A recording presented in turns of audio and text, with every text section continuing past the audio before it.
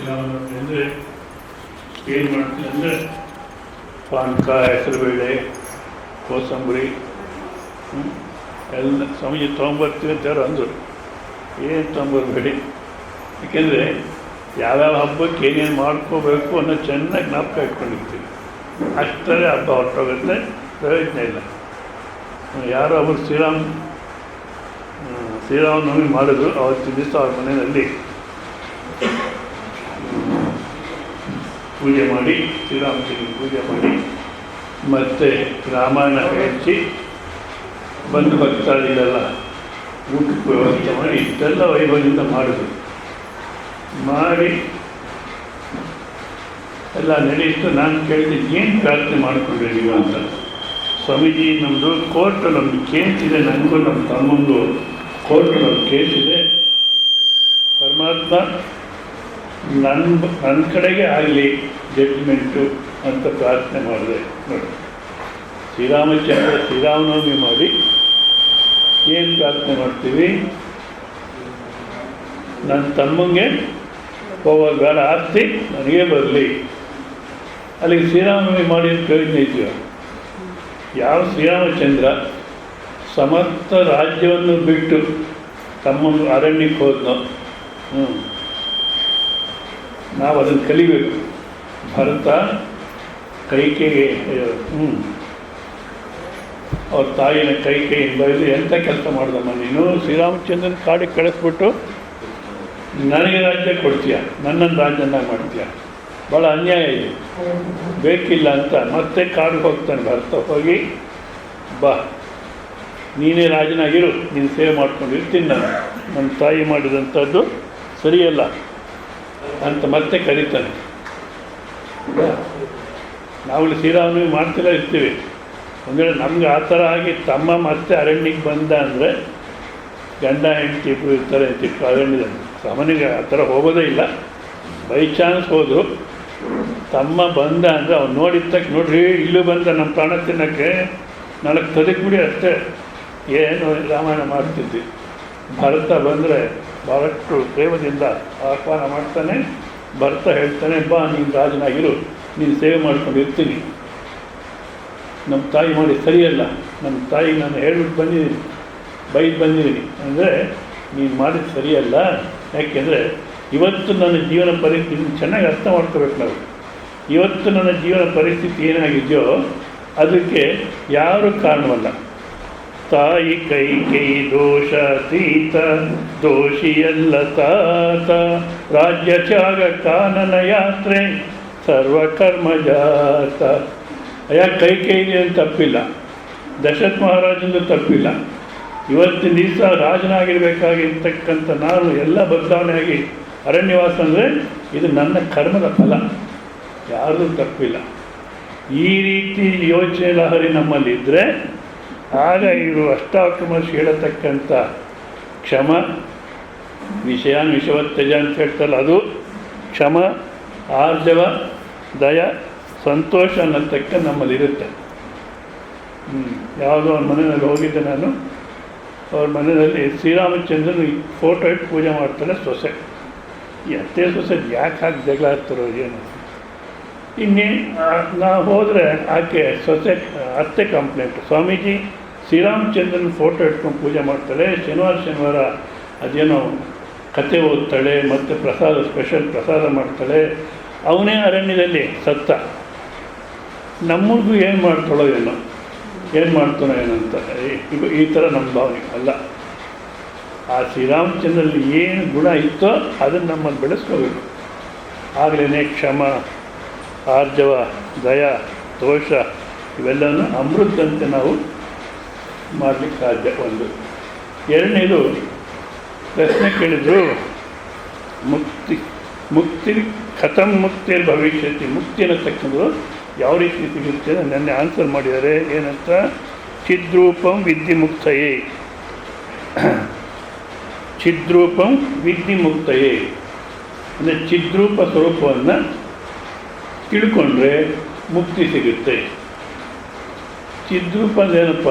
ಚಿತ್ ಅಂದರೆ ಚೈತನ್ಯ, ಚೈತನ್ಯ ಅಂದರೆ ಚೆನ್ನಾಗಿ ಕೇಳಿ. ಯಾಕಂದರೆ ಸಾಮಾನ್ಯವಾಗಿ ಪ್ರವಚನಕಾರರು ಚೈತನ್ಯ ಅಂದರೆ ಕದಲಿಕೆ ಇರತಕ್ಕಂಥದ್ದು ಚೈತನ್ಯ, ಜಡ ಅಂದರೆ ಸ್ಥಿರವಾಗಿರತಕ್ಕಂಥದ್ದು ಅಂತ ವ್ಯಾಖ್ಯಾನ ಮಾಡ್ತಾರೆ. ಈಗ ನಾನು ಕೈ ಆಡಿಸ್ತಾ ಇದ್ದೀನಿ ಅಂದರೆ ಚೈತನ್ಯ, ಸುಮ್ಮನೆ ಕೂತ್ಬಿಟ್ಟೆ ಅಂದರೆ ಜಡ. ಆ ರೀತಿಯಲ್ಲ.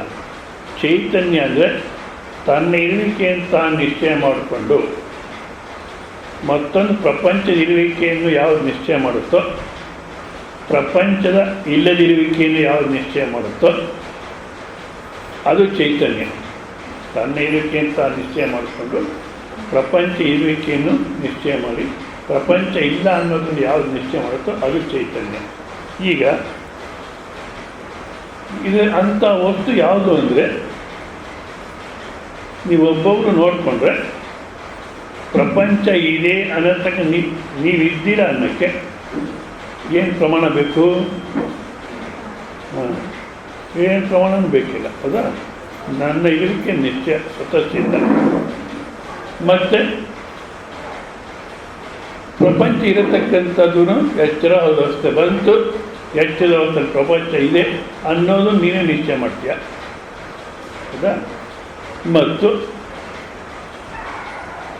ನಿದ್ದೆನಲ್ಲಿ ಪ್ರಪಂಚ ಇರಲಿಲ್ಲ ಅನ್ನೋದು ನೀನೇ ನಿಶ್ಚಯ ಮಾಡ್ತೀಯ, ಹೌದಾ?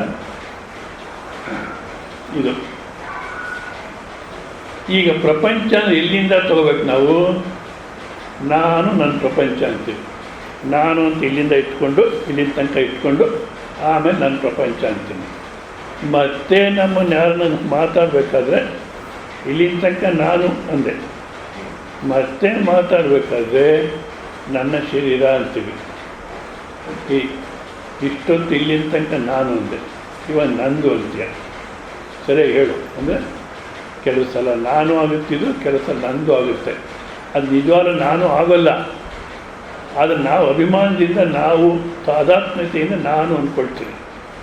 ಶರೀರ ಅನ್ನತಕ್ಕಂಥದ್ದು ದೃಶ್ಯ, ನೀನಲ್ಲ, ಹೌದಾ? ಮತ್ತು ಇಂದ್ರಿಯಗಳು ಅದು ಪ್ರಪಂಚವೇ, ಅದು ಪ್ರಪಂಚಕ್ಕೆ ಸೇರಿದ್ದೆ, ಅದು ನೀನಲ್ಲ. ಮನಸ್ಸು, ಬುದ್ಧಿ ಎಲ್ಲವನ್ನು ನೋಡ್ತಿದ್ಯಾದ ಕಾರಣ, ಎಲ್ಲವನ್ನು ಇದೆ ಅಂತ ನೀನು ನಿಶ್ಚಯ ಮಾಡ್ತಿದ್ಯಾದ ಕಾರಣ ಇದ್ಯಾವುದು ಚೈತನ್ಯ ಸ್ವರೂಪ ಅಲ್ಲ. ನಾನು ಅನ್ನತಕ್ಕಂಥದ್ದೇನಿದೆಯೋ ಅದು ಎರಡು ಥರ ಇರುತ್ತೆ. ಅಂದರೆ ಇಲ್ಲಿನ ತನಕ ಹೊರಗಡೆ ಎಲ್ಲ ಜಡ, ಯಾಕೆಂದ್ರೆ ನನ್ನಿಂದಲೇ ನಿಶ್ಚಯ ಆಗುತ್ತೆ. ಮತ್ತು ಶರೀರ ಇದೆ, ಶರೀರ ಆರೋಗ್ಯವಾಗಿದೆ, ಹಾಗಿದೆ, ಹೀಗಿದೆ, ನನ್ನಿಂದಲೇ ನಿಶ್ಚಯ ಆಗಬೇಕು. ಮನಸ್ಸು ನನ್ನಿಂದಲೇ ನಿಶ್ಚಯ ಆಗಬೇಕು, ಬುದ್ಧಿನೂ ನನ್ನಿಂದಲೇ ನಿಶ್ಚಯ ಆಗಬೇಕು, ಇಂಥವನು ಇಂಥವನು ನನ್ನಿಂದಲೇ ನಿಶ್ಚಯ ಆಗಬೇಕು. ಬಟ್ ಆ ನಾನು ಅನ್ನತಕ್ಕಂಥದ್ದು ಮತ್ತೆ ನಾವು ವಿವೇಕ ಮಾಡೋಕ್ಕೋದ್ರೆ ನಾನು ಇಂಥವನು ಇಂಥವಳು ಅನ್ನತಕ್ಕಂಥ ಅನಿಸಿಕೆನೂ ಇದೆ, ಅದಿಲ್ಲದೇದು ಇರುತ್ತೆ. ಅದಿಲ್ಲದೇದು ಇರುತ್ತೆ ಅನ್ನತಕ್ಕಂಥದ್ದನ್ನು ನಾವು ಚೆನ್ನಾಗಿ ಅರ್ಥ ಮಾಡ್ಕೋಬೇಕಾದ್ರೆ ಆ ನಿದ್ದೆ ಅನುಭವವನ್ನು ನೋಡಬೇಕು. ನಿದ್ದೆ ಮಾಡಬೇಡಿ. ಇವಾಗ ಯಾರು ನೆನ್ನೆ ಅಲ್ಲ ಆಗಂದೆ ನಿದ್ದೆ ಮಾಡಬೇಡಿ ಅಂತ. ಅದಕ್ಕೆ ಅದು ಯಾರೋ ಒಬ್ಬ ಹಾಕಿ ನಂಗೆ ಭಾಳ ನೋವಾಯಿತು, ನಾನು ಕಣ್ಮುಚ್ಕೊಂಡು ಕೇಳ್ತಿದ್ದೆ, ನಾನು ನಿದ್ದೆ ಮಾಡು ಅಂದ್ಬಿಟ್ರು. ಇದೆಲ್ಲ ಕಣ್ಣು ಮುಚ್ಕೊಂಡು ಕೇಳಬೇಡಿ. ಈ ಮುದ್ರೆಗಳು ಅವೆಲ್ಲ ಆಮೇಲೆ ಮಾಡ್ಕೊಳ್ಳಿ. ಯಾಕೆಂದರೆ ಏಕಾಗ್ರತೆ ಇರಬೇಕು. ಮುದ್ರೆ ಮಾಡ್ಕೊಂಡು ಕೂತು ಮುದ್ರೆ ಮೇಲೆ ಮನಸ್ಸಿರುತ್ತೆ ಹೊರತು ಏಕಾಗ್ರತೆಯಿಂದ ಕೇಳಿ ನಿದ್ದೆ ಮಾಡೋದಿಲ್ಲ. ಆ ನಿದ್ದೆ ಅನ್ನತಕ್ಕಂಥ ಇವಾಗ ಮನಸ್ಸಿಗೆ ತಂದ್ಕೊಂಡು ನಿಜವಾಗಿ ನಿದ್ದೆ ಹೋಗಿದ್ದೆ ಅಂತೀವಿ. ಬೆಂಗಳೂರಿಗೆ ಹೋಗಿದ್ದೆ ಅಂದರೆ ನೀವು ಹೇಳ್ಬೋದು ಎಲ್ಲಿಗೆ ಹೋಗಿದ್ದೆ ಅಂತ. ನಿದ್ದೆ ಹೋಗಿದ್ದೆ ಅಂದರೆ ಎಲ್ಲಿಗೆ ಹೋಗಿದ್ರಿ, ಯಾವ ರೀತಿ ಹೋದ್ರಿ, ಆಟೋದಲ್ಲಿ ಹೋದ್ರ ಬಸ್, ಅದು ಹೋಗಿದ್ದಲ್ಲ. ಒಂದು ನಿದ್ದೆ ಅನ್ನೋ ಶಬ್ದಕ್ಕೆ ವಸ್ತು ಯಾವುದು ನಿಮಗೆ ಗೊತ್ತಾಯ್ತು? ಓಹೋ ಇದು ನಿದ್ದೆ ಅಂತ. ನಿದ್ದೆನ ವಸ್ತು ಗುರುತಿಸಿದ್ದೀರೋ? ಇಡೀ ಪ್ರಪಂಚದಲ್ಲಿ ಯಾರಿಗೂ ನಿದ್ದೆ ಅನ್ನತಕ್ಕಂಥ ಅನುಭವ ಇಲ್ಲ. ನಿಜವಾಗ್ಲೂ ಇದನ್ನು ಹೇಳಿದ್ರೆ, ಶಾಸ್ತ್ರ ಹೇಳಿದ್ರೆ, ಸ್ವಾಮಿಗಳು ಹೇಳಿದ್ರೆ ಇವೆಲ್ಲ ಹುಚ್ಚಿಡಿದಿದೆ ಅಂತಾರೆ. ಇಲ್ಲ, ಹುಚ್ಚಿ ಯಾಕಪ್ಪ ಅಂದರೆ ಯಾಕೆ ಹುಚ್ಚಿಡಿದಿದೆ ಅಂತಾರೆ ಅಂದರೆ ಎಚ್ಚೆತ್ತವನೇ ಹುಚ್ಚ ಅಂತ ಒಂದು ಮಾತಿದೆ ಕನ್ನಡದಲ್ಲಿ. ಊರಲ್ಲಿ ಎಲ್ಲರಿಗೂ ಹುಚ್ಚಿಡಿದಿದೆ, ಯಾರೋ ಒಬ್ಬನು ಹುಚ್ಚಿಡಿದಿಲ್ಲ. ಇವಾಗ ಆ ಊರಲ್ಲಿ ಯಾರನ್ನ ಹೋಗಿ ನೋಡಿದ್ರೆ ಹೊಸಬ್ರು ಯಾರು ಹುಚ್ಚನಾಗಿ ಕಾಣ್ತಾನೆ? ಯಾರು ಹುಚ್ಚಿಡ್ದಿಲ್ವೋ ಅವನೇ ಹುಚ್ಚಿನಾಗ ಕಾಣ್ತಾನೆ. ಅದೇ ರೀತಿ ವಾಸ್ತುಕ ನಿದ್ದೆ ನಿದ್ದೆ ಅಂತ ಇಡೀ ಪ್ರಪಂಚ ಎಲ್ಲ ಹೇಳ್ತಾರೆ. ನಿದ್ದೆ ಅಂತಿದ್ದೀನಿ, ನಾನು ನಿದ್ದೆ ಅಂದಾಗ ಅಲ್ಲಿ ನಿದ್ದೆ ಅನ್ನೋ ವಸ್ತು ನನಗೆ ಕಾಣಿಸ್ತೋ ಅಂತ ನಾವು ಪರೀಕ್ಷೆ ಮಾಡಿಕೊಂಡ್ರೆ ನಿದ್ದೆ ಅನ್ನತಕ್ಕಂಥ ವಸ್ತು ಇರಲಿಲ್ಲ, ನಾನು ಇದ್ದೀನಿ ಅನ್ನತಕ್ಕಂಥ ವಸ್ತು ಅನ್ನಿಸ್ಲಿಲ್ಲ, ನಾನು ಅನ್ನಿಸ್ಲಿಲ್ಲ. ನಾನು ಅನ್ನತಕ್ಕಂಥ ಅನಿಸಿಕೆ ಇದ್ದೀರ ಸುಮ್ಮನೆ ಕೂಡ ಸುಮ್ಮನೆ ಕೂಡ ನಾನು ಅನ್ನತಕ್ಕಂಥ ಅನಿಸಿಕೆ ಇಲ್ದಿರ, ನಾನು ಇದ್ದೀನಿ ಅನ್ನತಕ್ಕಂಥ ಅನಿಸಿಕೆ ಇಲ್ದಿರ, ಇದ್ದೆ ಅಂದರೆ ಮತ್ತೆ ನಮಗೇನು ಅಭಿಪ್ರಾಯ ಬರುತ್ತೆ, ನಾನು ರಾಮಣ್ಣ ಇದ್ದೆ, ಮಲ್ಲಣ್ಣ ಇದ್ದೆ ಅಂತ ಆ ವ್ಯಕ್ತಿಗತವಾದಂಥ ಅಭಿಪ್ರಾಯ ಬರುತ್ತೆ. ನಿಜವಾಗ್ಲೂ ಇದ್ದೆ ಅಂತಿಲ್ಲ, ಅಲ್ಲಿ ಇದ್ದೇ ಅಲ್ಲ, ಇದ್ದೆ ಅಂತ ಹೇಳಲಿಕ್ಕೆ ಯಾವ ವ್ಯಕ್ತಿನೂ ಇರಲಿಲ್ಲ. ಮತ್ತು ಇತ್ತು, ಏನಿತ್ತಪ್ಪ, ಯಾವುದಕ್ಕೂ ಅಂಟದೇ ಇರತಕ್ಕಂಥ ಪವಿತ್ರವಾದಂಥ ಅಸ್ತಿತ್ವ ಇತ್ತು, ಯಾವುದಕ್ಕೂ ಅಂಟಿಲ್ಲ. ಅದು ಶರೀರ, ಇಂದ್ರಿಯ, ಬುದ್ಧಿ, ಮನಸ್ಸು, ಸಂಸಾರ ಎಲ್ಲವನ್ನು ಪಡ್ಕೊಂಡು ತಾನಾಗಿ ಉಳಿದಿತ್ತು ಪವಿತ್ರವಾದಂಥ ಅಸ್ತಿತ್ವ, ದಿ ಪ್ಯೂರ್ ಎಕ್ಸಿಸ್ಟೆನ್ಸ್. ಅದು ಚೈತನ್ಯ, ಚಿದ್ರೂಪ. ಅದೇನೇ ಇಡೀ ಪ್ರಪಂಚ ಇರೋದಕ್ಕೂ ಸಾಕ್ಷಿ, ಪ್ರಪಂಚ ಇಲ್ಲ ಅನ್ನೋದಕ್ಕೂ ಅದೇ ಸಾಕ್ಷಿ. ಸೊ ಇಷ್ಟು ತಿಳ್ಕೊಂಡ್ರೆ ಮುಕ್ತಿ, ಇಷ್ಟು ತಿಳ್ಕೊಂಡ್ರೆ ಮುಕ್ತಿ. ಸ್ವಾಮೀಜಿ ಮುಕ್ತಿ ಏನಾದ್ರು ಬಿಟ್ಬಿಡಿ, ನಮಗೇನು ಅಷ್ಟೊಂದು ಮುಕ್ತಿ ಮೇಲೆ ನಮಗೆ ಅಷ್ಟೊಂದು ಆಸಕ್ತಿ ಇಲ್ಲ, ಅದು ನೋಡ್ಕೊಳ್ಳೋಣ. ಯಾವಾಗಲೂ ನಾವು ಸುಖವಾಗಿರ್ಬೇಕು, ಶಾಂತವಾಗಿರ್ಬೇಕು, ಸಮಾಧಾನವಾಗಿರ್ಬೇಕು. ಹಾಗಿದ್ರೆ ಏನು ಮಾಡಬೇಕು ಅಂದರೆ ಮುಂದಿನ ಶ್ಲೋಕದಲ್ಲಿ ಇವರು ಅಷ್ಟಾವರ್ಷ ಮಹರ್ಷಿಗಳಂತಾರೆ. ಇದು ಶ್ಲೋಕಗಳನ್ನು ಹೇಳ್ಕೊಡ್ಬೋದು, ಬಟ್ ಹೇಳೋದು ಸ್ವಲ್ಪ ಕಷ್ಟ ಆಗುತ್ತೆ ಪ್ರಾರಂಭದಲ್ಲಿ. ಆದ್ರೂ ಹೇಳ್ತೀವಿ ಅನ್ನತಕ್ಕಂಥ ಉತ್ಸಾಹ ಇದ್ದರೆ ಪರವಾಗಿಲ್ಲ. ಬಟ್ ಏನು ಮಾಡ್ತಾರೆ ಜನ ಅಂದರೆ, ಹೇಳ್ಕೊಡೋಕ್ಕೆ ಹೋದರೆ ಇದೆಲ್ಲ ಯಾಕಪ್ಪ ನಮಗೆ ಅಯ್ಯಪ್ಪ ಅಂತಾರೆ. ಇದು ಒಂದು. ಎರಡನೇದು, ಇದು ಯಾವುದು ಒಂದು ಪುಸ್ತಕ ತಂದಿರ, ಆ ಥರ ಪುಸ್ತಕಗಳು ತೊಗೊಂಡು ತರಿಸಿ ಒಂದಷ್ಟು ಪುಸ್ತಕಗಳು ಎಲ್ಲರೂ ಕೊಟ್ಟು ಹೇಳ್ಕೊಡ್ಬೋದು. ಅದನ್ನು ಪ್ರಯತ್ನ ಮಾಡಿದ್ದೀನಿ. ಹೇಳ್ಕೊಟ್ಟಾಗ ಆ ಶ್ಲೋಕ ನೋಡ್ಕೊಳ್ಳಲ್ಲ, ಇನ್ನೇನೋ ಮಾಡ್ತಿರ್ತಾರೆ. ಮತ್ತು ಪ್ರವಚನ ಹೇಳಬೇಕಾದ್ರೆ ಆ ಪುಸ್ತಕ ತಿರುವಾಗ್ತಿರ್ತಾರೆ, ಪ್ರವಚನ ಕೇಳಲ್ಲ. ಅದಕ್ಕೋಸ್ಕರ ಆ ವ್ಯವಸ್ಥೆ ಬೇಡ ಅಂತ ಸುಮ್ಮನೆ ಅದೇ ನಾನು. ಈ ಒಂದು. ಎರಡನೇದು, ಹೇಳಿಕೊಟ್ರೆ ಶ್ಲೋಕ ಹೇಳಿಬಿಟ್ಟು ಆ ಪುಸ್ತಕ ಕೈಯಲ್ಲಿ ಇಟ್ಕೊಳ್ಳೋದು ಭಾಳ ಭಾರ. ಅದಕ್ಕೆ ಕೆಲವು ಕೆಳಗಡೆ ಹಾಕ್ಕೊತಾರೆ, ಕೆಲವು ಕೆಳಗಡೆ ಬೇಕಾಗ್ತದೆ. ಇದಕ್ಕೋಸ್ಕರ ಆ ವ್ಯವಸ್ಥೆ ಮಾಡೋಕ್ಕೆ ಹೋಗಿಲ್ಲ. ಒಂದು ವೇಳೆ ಇಲ್ಲ ಹೇಳ್ತೀವಿ ಅಂದರೆ ಶ್ರದ್ಧೆಯಿಂದ ಹೇಳ್ಕೊಡೋಣ. ಓಂ ಶ್ರೀ ಅಷ್ಟಾವಕ್ರಾಯ ನಮಃ.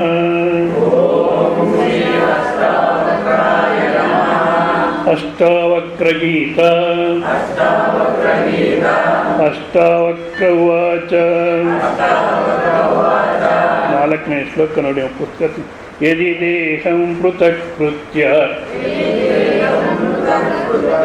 ಯದಿ ದೇಹಂ ಪೃಥಕ್ ಕೃತ್ಯ ಚಿತಿ ವಿಶ್ರಾಮ್ಯ ತಿಷ್ಟಸಿ ಅಧುನೈವ ಸುಖೀ ಶಾಂತಃ ಬಂಧಮುಕ್ತೋ ಭವಿಷ್ಯಸಿ. ಯದಿ ದೇಹಂ ಪೃಥಕ್ ಕೃತ್ಯ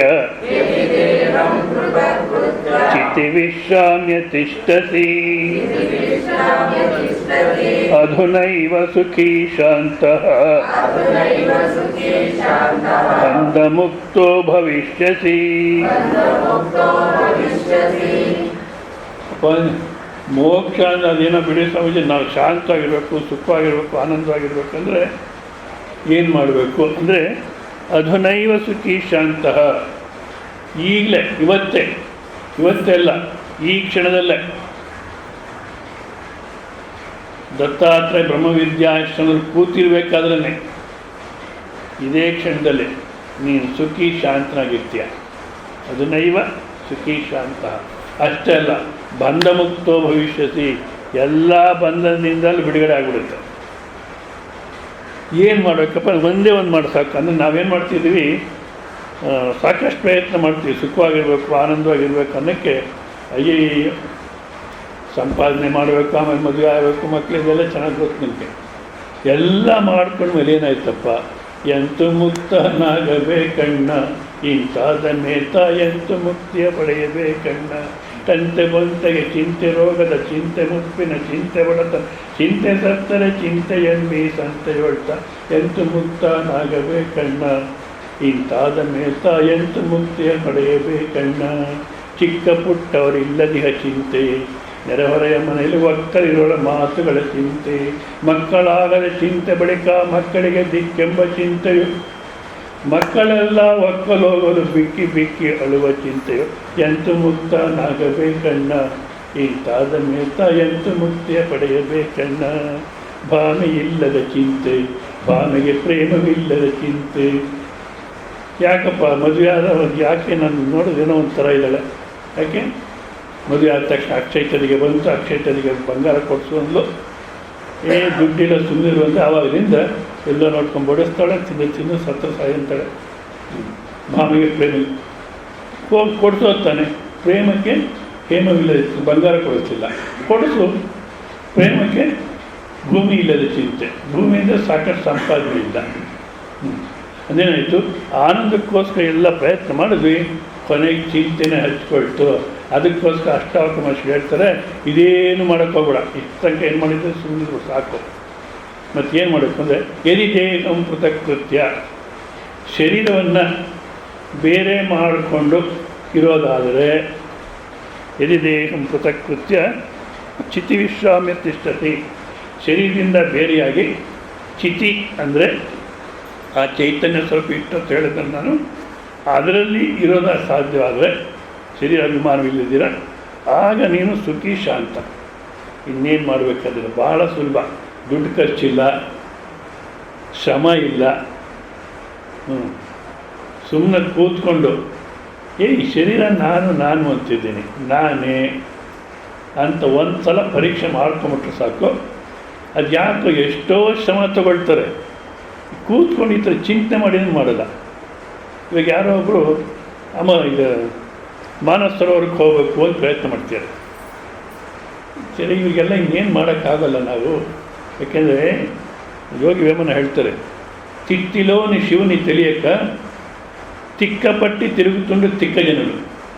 ಅಂದರೆ ಶರೀರದಲ್ಲಿ ಇರತಕ್ಕಂಥ ಶಿವಸ್ವರೂಪವನ್ನು ತಿಳ್ಕೊಳ್ದಿರ ದೇವರೆಲ್ಲ ಹೊರಗಡೆ ಇದ್ದಾನೆ ಅನ್ನತಕ್ಕಂಥ ಹುಚ್ಚಿಡಿದು ತಿರುಗ್ತಾ ಇದ್ದಾರೆ.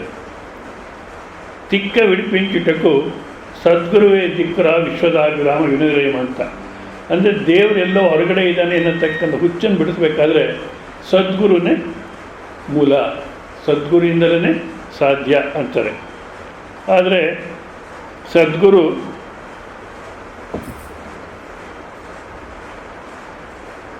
ನೀನೇ ಅದು ತಿಳಿಸ್ಕೊಡ್ತಾರೆ, ಕೇಳಿ ಅರ್ಥ ಮಾಡ್ಕೋಬೋದು ಅಂತ ಅವರು ಯೋಗಿ ವೇಮನ್ನವರು ಅವ್ರ ಅನುಭವದಿಂದ ಹೇಳ್ತಾರೆ. ಏನಂತ, ಸದ್ಗುರುವೇ ದಿಕ್ಕುರ, ಸದ್ಗುರುನ ಬಿಟ್ಟರೆ ಪರಮಾತ್ಮ ನೋಡ್ಲಿಕ್ಕೆ ಸಾಧ್ಯವಿಲ್ಲ. ಇರತಕ್ಕಂಥ ನೋಡಬೇಕು, ಪರಮಾತ್ಮ ಹೊರಗಡೆ ಇದ್ದಾನೆ ಅನ್ನತಕ್ಕಂಥ ಹುಚ್ಚು ಏನಿದೆಯೋ ಆ ಹುಚ್ಚು ಹೋಗ್ಬೇಕಾದ್ರೆ ಸದ್ಗುರುವೇ ದಿಕ್ಕು ಅಂತ. ನಾನು ಸ್ವಲ್ಪ ಬದಲಾಯಿಸ್ಕೊಂಡಿದ್ದೇನೆ ಅದನ್ನು. ಸದ್ಗುರು ಚಾತ ಕೊಡೋಕ್ಕಾದ್ರ ಸದ್ಗುರುಗೂ ತಿಕ್ಕಪಟ್ಟಿದ್ದು ಚಿಕ್ಕ ಜನಗಳು, ಸದ್ಗುರು ಕೈಲೂ ಆಗೋಲ್ಲ. ಯಾಕೆ, ಅವ್ರಿಗೂ ಹುಚ್ಚಿಡುತ್ತಾರೆ. ಸ್ವಾಮೀಜಿ ಇಷ್ಟೆಲ್ಲ ಹೇಳಿದ್ರೆ ಅಷ್ಟಾಕರಿಗೆ ಭಾಳ ಚೆನ್ನಾಗಿ ಅರ್ಥ ಆಯಿತು, ಬನ್ನಿ ನಾನು ನಿಮಗೂ ಒಂದು ಸೀಟ್ ರಿಸರ್ವ್ ಮಾಡಿಸ್ತೀವಿ ಅಂತ. ನೀವು ಹೋಗಿ ಬನ್ನಿ ಸದ್ಯ, ಯಾಕೆಂದರೆ ಎಲ್ಲಿಗೋದು ಇಲ್ಲ, ಇಷ್ಟು ಮಾತ್ರ ಮಾಡೋದು ಸಾಕು. ಸುಮ್ಮನೆ ಕೂತ್ಕೊಂಡು ಇನ್ನೊಬ್ರು ಯಾರೋ 21,000 ರೂಪಾಯಿ, ನಿಜವಲ್ಲಿ ಯಾಕೆ ಹೀಗೆ ಮಾಡ್ತಾರೋ ಏನೋ, 21,000 ರೂಪಾಯಿ ಫೀಸ್ 15 ದಿವಸಕ್ಕೆ. ಅಲ್ಲಿ ಹೋಗಿ ಏನು ಮಾಡ್ತಾರೆ, ಉಪವಾಸ ಇರ್ತಾರೆ. ಅದು ಯಾರೋ ಒಬ್ರು ಇರ್ತಾರೆ ಇನ್ಸ್ಟ್ರಕ್ಟ್ರು, ಇದು ತಿನ್ನಬೇಡಿ ಅಂತೆಲ್ಲ ಹೇಳ್ತಾರೆ. ಅವ್ರು ಹೇಳಿದ ಪ್ರಕಾರ ಉಪವಾಸ ಇರ್ತಾರೆ. ಮನೆಗೆ ಉಪವಾಸ ಇದ್ರಾಗಲ್ವೇ, ಮನೆಗೆ ಉಪವಾಸ ಇರಲಿಕ್ಕೆ ಯಾರೋ ಹೆಸರು ಹೇಳಲ್ಲ, ಯಾರೋ ಸ್ವಾಮಿಗಳು ಯಾವುದೋ ನೇಚುರೋಪತಿ ಆಸ್ಪತ್ರೆಗೆ ಹೋಗ್ತಾರೆ. ಯಾಕೆ, ಉಪವಾಸ ಇರೋಕ್ಕೆ. ಅಲ್ಲಿ ಫೀಸ್ ಕಟ್ತಾರೆ. ನಿಜ ಇವೆಲ್ಲ ಏನು ಬೇಕಾ, ಸುಮ್ಮನಿರೋ ಮನವೇ ಬ್ರಹ್ಮವಾಗುವೆ, ಸುಮ್ಮನಿದ್ರೆ ಸಾಕು. ಅದೇ ರೀತಿ ಸುಮ್ಮನೆ ಕೂತ್ಕೊಂಡು ಈ ಶರೀರನೇ ನಾನು ಅಂತಂತಿದ್ದೀನಿ, ನಿಜವಾಗ್ಲೂ ನಾನು ಇದು ಅಂತ ಒಂದು ಸಲ ನಮ್ಮ ಅನುಭವ ನೋಡಿಕೊಂಡ್ರೆ, ಈಗ ಶರೀರ ಬಾಲ್ಯಾವಸ್ಥೆಯಲ್ಲಿ ಇತ್ತು, ಹೌದೋ ಇಲ್ಲ? ಬಾಲ್ಯಾವಸ್ಥೆ ಹೊರಟೋಯ್ತು. ನೀವು ಹೊರಟೋದ್ರೆ ಇದ್ದೀರ? ಶ್ರೀರಾಮನವಮಿ ದಿವಸ ಹಾಗೆ ಯಾಕೆ ಮಾತಾಡ್ತಿರ್ವಿ? ಇದ್ದೀವಿ. ಅದೇ ಬಾಲ್ಯ ಅನ್ನತಕ್ಕ ಬಂತು ಶರೀರಕ್ಕೆ, ಬಾಲ್ಯ ಹೋಯಿತು, ಯೌವನ ಬಂತು, ಬಾಲ್ಯ ಹೋಗ್ಬಿಟ್ಟು ನಾವು ಹೋಗಲಿಲ್ಲ, ನಾವಿದ್ವಿ. ಯೌವನ ಅನ್ನತಕ್ಕಂಥದ್ದು ಮುಗೀತು, ಈಗ ವೃದ್ಧಾಪ್ಯ ಅನ್ನತಕ್ಕಂಥದ್ದು ಬಂತು. ಈ ಯೌವನ ಅನ್ನತಕ್ಕ ಹೊರಟೋದಾಗ ಸಂಪೂರ್ಣ ನೀವು ಹೊರಟೋದ್ರೋ ಅಥವಾ ಇದ್ರೋ? ಹೌದಾ? ಇದ್ವಿ. ಮತ್ತು ವೃದ್ಧಾಪ್ಯದಲ್ಲಿ ಇವಾಗ ಇದ್ದೀರೋ ಇಲ್ಲ? ವೃದ್ಧಾಪ್ಯ ಅನ್ನತಕ್ಕಂಥದ್ದು ಶರೀರ ಮೃತ್ಯು ಕಡೆಗೆ ಪ್ರಯಾಣ ಮಾಡ್ತಿದೆ. ಅದೇ ನಾವು ಮೃತ್ಯುವಿಂದ ನಾನು ಸಾಯೋಲ್ಲ, ಅಹರಹ ಯಮ ಸಾನ್ನಿಧ್ಯಂ ಗಚ್ಚಂತಿ ಶೇಷಂ ಸ್ಥಾವರಮಿಚ್ಚಂತಿ. ಪ್ರತಿ ದಿವಸ ಸಾಯೋರು ನೋಡ್ತಾ ಇರ್ತೀವಿ, ಆದರೆ ನಾನು ಸಾಯೋಲ್ಲ, ನನಗೆ ಸಾವು ಬರೋಲ್ಲ ಅಂತಲೇ ಇರ್ತೀವಿ. ಅಂದರೆ ಏನಾಯಿತು? ವೃದ್ಧಾಪ್ಯದಲ್ಲಿ ಬಾಲ್ಯ ಯೌವನ ವೃದ್ಧಾಪ್ಯದಲ್ಲಿ ಶರೀರ ಅನ್ನತಕ್ಕ ಬದಲಾವಣೆ ಆಯಿತು, ಬಂತು, ಹೊರಟೋಯ್ತು. ಆದರೂ ನಾನು ಅದು ಬಂದಾಗಲೂ ಇದ್ದೀನಿ, ಅದು ಹೊರಟೋದಾಗಲೂ ಇದ್ದೀನಿ. ಹೌದಾ? ಅಂದಾಗ ಬಾಲ್ಯ ಅನ್ನತಕ್ಕಂಥದ್ದು ಇವಾಗ ಯಾರಿಗಪ್ಪ ಬಾಲ್ಯ? ಈಗ 10 ವರ್ಷಗಳ ಕಾಲ ನಾನು ದಾವಣಗೆರೆಯಲ್ಲಿ ಕೆಲಸ ಮಾಡ್ತಿದ್ದೆ. ಆಮೇಲೆ ಬೆಂಗಳೂರಿಗೆ ಟ್ರಾನ್ಸ್ಫರ್ ಆಯಿತು. ಅಲ್ಲಿ ಒಂದು 20 ವರ್ಷ ಕಾಲ ಅಲ್ಲೇ ಇದ್ದುಬಿಟ್ಟೆ. ರಿಟೈರ್ಡ್ ಆಯಿತು, ಈಗ ದೊಡ್ಡಬಳ್ಳಾಪುರದಲ್ಲಿ ಇದ್ದೀನಿ. ಅಂದಾಗ 10 ವರ್ಷ ನಾನು ದಾವಣಗೆರೆಯಲ್ಲಿ ಇದ್ದೆ ಅಂದರೆ ದಾವಣಗೆರೆ ಬೇರೆ, ನೀವು ಬೇರೆ, ಹೌದು ಅಲ್ಲ? ನೀವೇ ದಾವಣಗೆರೆ ಅಲ್ಲ. ಅದೇ ರೀತಿ 20 ವರ್ಷಗಳ ಕಾಲ ನಾನು ಬೆಂಗಳೂರಲ್ಲಿದ್ದೆ ಅಂದರೆ ಬೆಂಗಳೂರು ಬೇರೆ, ನೀವು ಬೇರೆ. ಈಗ ರಿಟೈರ್ ಆಗಿ ದೊಡ್ಡಬಳ್ಳಾಪುರದಲ್ಲಿ ಇದ್ದೀನಿ, ದೊಡ್ಡಬಳ್ಳಾಪುರ ಬೇರೆ, ನೀವು ಬೇರೆ, ಹೌದಾ? ಇದೇ ರೀತಿ 10 ವರ್ಷ ಬಾಲ್ಯದಲ್ಲಿದ್ದೆ ಅಂದಾಗ ಬಾಲ್ಯ ಬೇರೆ, ನೀವು ಬೇರೆ. ನೀವು ಬಾಲ್ಯ ಇರಲಿಲ್ಲ. ಮತ್ತು 20 ವರ್ಷಗಳ ಕಾಲ ಯೌವನದಲ್ಲಿದ್ದೆ ಅಂದರೆ ಯೌವನ ಬೇರೆ, ನೀನು ಬೇರೆ. ಮತ್ತು ಈಗ ವೃದ್ಧಾಪ್ಯದಲ್ಲಿ ಇದ್ದೀನಿ ಅಂದರೆ ಯಾವ ರೀತಿ? ದೊಡ್ಡಬಳ್ಳಾಪುರದಲ್ಲಿ ಇದ್ದೀನಿ ಅಂದಾಗ ದೊಡ್ಡಬಳ್ಳಾಪುರ ಬೇರೆ, ನೀನು ಬೇರೆ. ಅದೇ ರೀತಿ ವೃದ್ಧಾಪ್ಯದಲ್ಲಿದ್ದೀನಿ ಅಂದರೆ ವೃದ್ಧಾಪ್ಯ ನಿನಗಲ್ಲ. ಯಾವುದಕ್ಕಪ್ಪ ವೃದ್ಧಾಪ್ಯ ಅಂದರೆ? ಬಾಲ್ಯ ಯೌವನ ವೃದ್ಧಾಪ್ಯ ಶರೀರಕ್ಕೆ ಮಾತ್ರವೇ. ನಾನು ಅನ್ನತಕ್ಕಂಥದ್ದು ಬಾಲ್ಯನೂ ಇಲ್ಲ, ಯೌವನನೂ ಇಲ್ಲ, ವೃದ್ಧಾಪ್ಯನೂ ಇಲ್ಲ. ಅದೇ ರೀತಿ ತಥಾ ದೇಹಾಂತರ ಪ್ರಾಪ್ತಿ, ಸಾವು ಅನ್ನತಕ್ಕಂಥದ್ದು ಇಲ್ಲ. ಸಾವು ಅಂದ್ರೇನು? ಈ ಶಾಸ್ತ್ರ ಪ್ರಕಾರ ಪ್ರಯಾಣ ಕಾಲೆ ಅಂತಾರೆ. ಅಂದರೆ ಒಂದು ಶರೀರವನ್ನು ಬಿಟ್ಟು ಮತ್ತೊಂದು ಶರೀರಕ್ಕೆ ಹೋಗತಕ್ಕಂಥದ್ದು. 3 ರೀತಿ ಶರೀರ ನಾವು ತಗೋಬೋದು. ಬಾಡಿಗೆ ಮನೆ ಬದಲಾಯಿಸ್ದಾಗೆ ಸಾವು ಅಂದಾಗ ಯಾವ ರೀತಿ ಬಾಡಿಗೆ ಮನೆಗಿದ್ವಿ, ಸರಿ ಏನೋ ಸರಿ ಹೋಗಲಿಲ್ಲ, ಇನ್ನೊಂದು ಮನೆ ಹೋದ್ವಿ.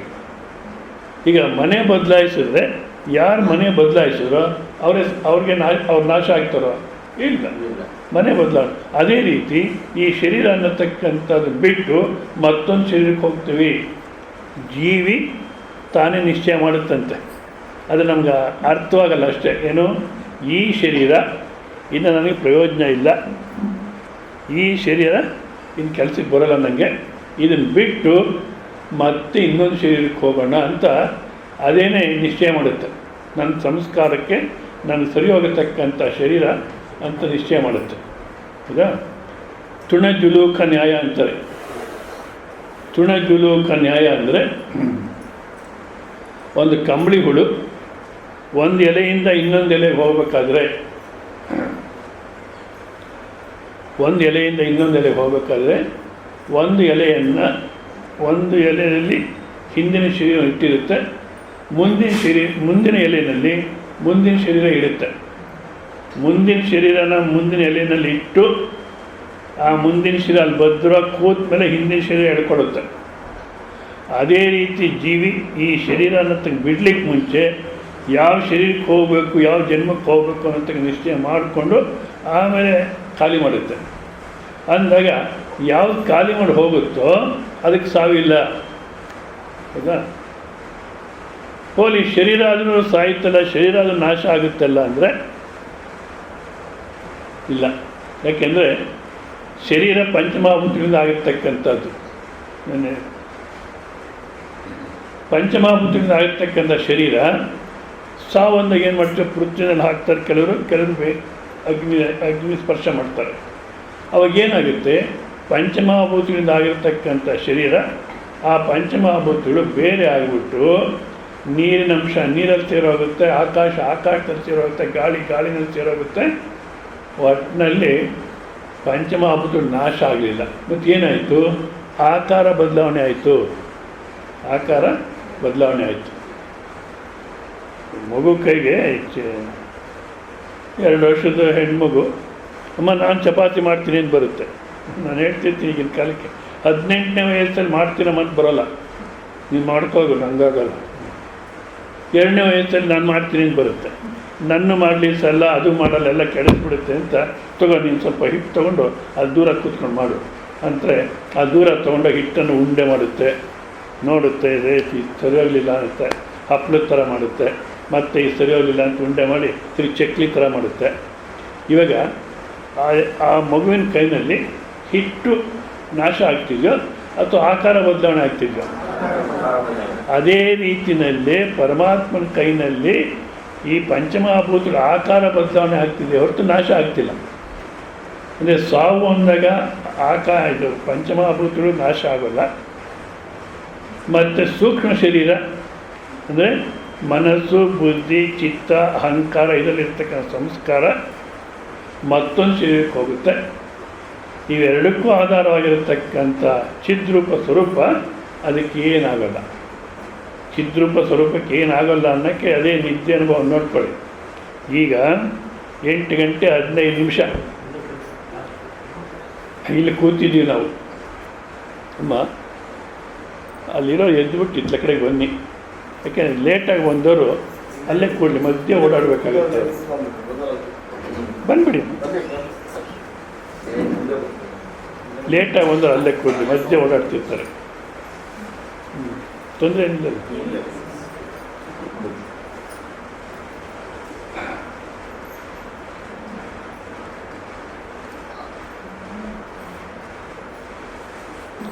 ಶರೀರ ಅನ್ನತಕ್ಕಂಥದ್ದು ಪಂಚಮಹಾಭೂತಗಳು ಸೇರೋದು ಸಾವು ಅಂದಾಗ.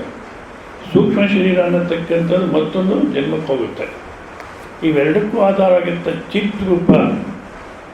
ಇಷ್ಟಕ್ಕೆ ಮುಂಚೆ ನೋಡಿದ್ರೆ ನಿದ್ದೆ ಅನುಭವ ಅನ್ನತಕ್ಕಂಥ ತೊಗೊಂಡು ಈಗ ಮನಸ್ಸಿಗೆ ತೊಗೊಂಡು ನೋಡಿದ್ರೆ ಆ ನಿದ್ದೆಯಲ್ಲಿ ಈಗ ಎಚ್ಚರದಲ್ಲಿ 8 ಗಂಟೆ 15 ನಿಮಿಷದಲ್ಲಿ ಆಶ್ರಮದಲ್ಲಿ ಕೂತ್ಕೊಂಡು ಶ್ರವಣ ಮಾಡ್ತಿದ್ದೀವಿ ಅನ್ನೋ ಅನುಭವ ಇದೆ. ಇದೇ ರೀತಿ ಅನುಭವ ಕನಸಿನಲ್ಲೂ ಇರುತ್ತೆ. ಹೌದಾ, ಇಂಥ ಕಡೆ ಇಷ್ಟು ಸಮಯದಲ್ಲಿ ಇದ್ದೀನಿ ಅಂತ. ಅದೇ ರೀತಿ ನೀವು ನಿದ್ದೆಯಲ್ಲಿದ್ದಾಗ ಅಂತ ಉಪಯೋಗಿಸ್ತೀನಿ ನಾನು. ನಿಜವಾಗಿ ನಿಮ್ಗೆ ಅನುಭವ ಇದೆಯಾ? ಆಶ್ರಮದಲ್ಲಿದ್ದೀವಿ ಅಂದಾಗ ಆ 4 ಗೋಡೆಗಳ ಆಶ್ರಮ ಅದರೊಳಗಡೆ ಇದ್ದೀವಿ ಅಂತ. ನಿದ್ದೆಯಲ್ಲಿದ್ದಿ ಅಂದಾಗ ನಿದ್ದೆ ಅನ್ನತಕ್ಕಂಥ ಕೋಣೆ ಅದರೊಳಗಡೆ ಇದ್ದೇನೆ ಇಲ್ಲ. ಅಲ್ಲಿ ಏನಿತ್ತು ಕೇವಲ ನೀವೇ ಇದ್ರಿ, ನಿಜ ಸ್ವರೂಪವಾಗಿದ್ದರೆ ಅದನ್ನು ಜಾಗೃತ ಅವಸ್ಥೆ ಬುದ್ಧಿ ನಿದ್ದೆ ಅಂತ ಭ್ರಮೆ ಪಡುತ್ತೆ. ಅದು ನಿದ್ದೆಯಲ್ಲ. ಇದನ್ನು ಕೇಳಿಬಿಟ್ಟು ಕೆಲವರು ಹೇಳ್ತಾರೆ, ಈ ಕೈವಲ್ಯಾನಂದ ಸ್ವಾಮಿಗಳು ನಿದ್ದೆನೇ ಬ್ರಹ್ಮ ಅಂತಾರೆ. ಇವಾಗ ರಾಮ ನಾನು ಹೇಳಿದ್ದು ಅರ್ಥ ಆಗಲಿಲ್ಲ. ನಿದ್ದೇನು ಬ್ರಹ್ಮ ಅಂತ ಹೇಳ್ತಿಲ್ಲ. ಬ್ರಹ್ಮವನ್ನು ನಿದ್ದೆ ಅಂದ್ಕೊಳ್ತಾ ಇದೆಯಾ? ಅದು ತಪ್ಪು. ನಮ್ಮ ನಿಜ ಸ್ವರೂಪನೇ ಅದು. ಹೌದಾ? ಅಲ್ಲಿ ದೇಶಕಾಲ ಇಲ್ಲ. ದೇಶಕಾಲ ಇಲ್ಲ ಆದ ಕಾರಣ ಯಾವ ಯಮಧರ್ಮರಾಯನೂ ಮುಟ್ಟಕ್ಕೆ ಸಾಧ್ಯವಿಲ್ಲ. ಯಾಕೆ ಸಾವು ಅನ್ನೋದು ಯಾವುದಕ್ಕೆ, ಯಾವ ದೇಶದಲ್ಲಿ ಕಾಲದಲ್ಲಿ ಇದೆಯೋ ಅದಕ್ಕೆ ಸಾವು. ಇವಾಗ ಹುಟ್ಟಿದ್ರು ಅಂದರೆ ಎಷ್ಟೊತ್ತಿಗೆ ಎಲ್ಲಿ ಅಂತಾರೆ. ಹೌದಾ? ಸತ್ರು ಅಂದರೆ ಎಲ್ಲಿ ಸತ್ರು, ಎಷ್ಟೊತ್ತು ಸತ್ರು ಅಂತೀವಿ. ಅಂದರೆ ಯಾವ ದೇಶದಲ್ಲಿ ಕಾಲದಲ್ಲಿ ಇದೆಯೋ ಅದು ಸಾಯುತ್ತೆ.